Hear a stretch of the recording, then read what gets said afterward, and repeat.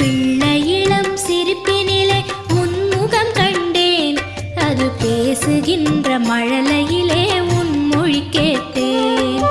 கள்ளமில்லா நெஞ்சில் எல்லாம் உன் அருள் கண்டேன், எங்கள் கன்னி தமிழ் கவிதைகளே